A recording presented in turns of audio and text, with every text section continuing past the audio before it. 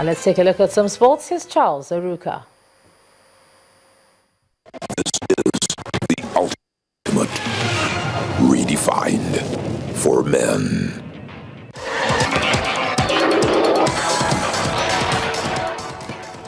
Welcome to Sports News. It's a reception worthy of heroes accorded players and officials of the Golden Eaglets as they returned to the country following a successful campaign at the FIFA U17 World Cup in Chile.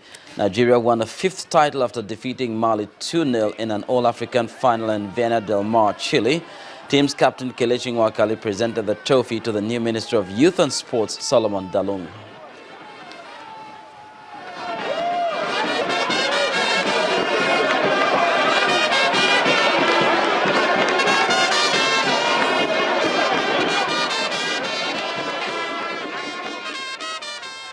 Indeed, Solomon Dalung has been appointed the Minister for Youth and Sports following the inauguration of 36 ministers by President Muhammadu Buhari.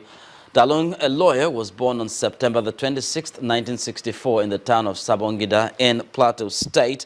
In 2007, he was appointed chairman of Langtang South local government area.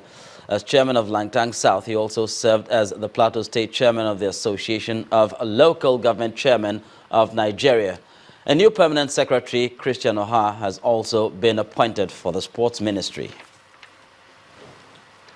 And FIFA presidential candidate Gianni Infantino says he'll withdraw from the race if suspended UEFA boss Michel Platini is allowed to stand.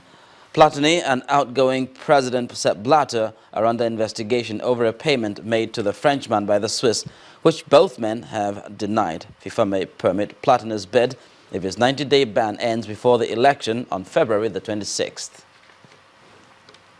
Now, England's rugby coach Stuart Lancaster has resigned his position following a dismal performance at the 2015 Rugby World Cup.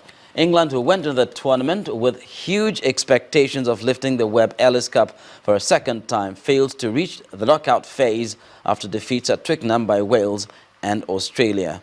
Lancaster, who was in charge for 46 matches with a record of 28 wins, 17 losses and 1 draw, said in a written statement that he was saddened to leave the job. And that's sports news. It's back to Ijoma with the rest of the news at 10.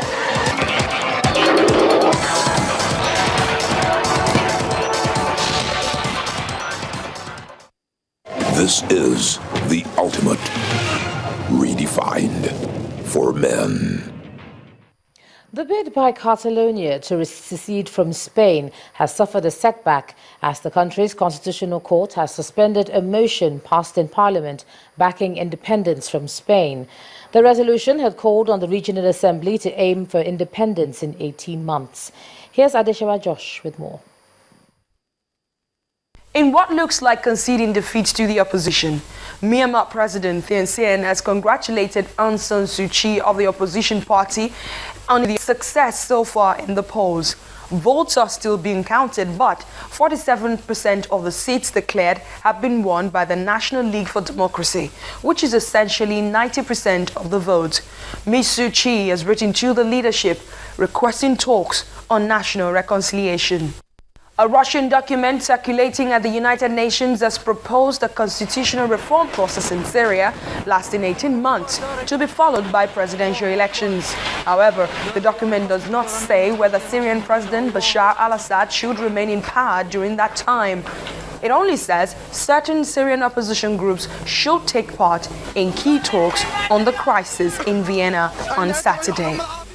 That's the foreign news wrap-up. Ijoma.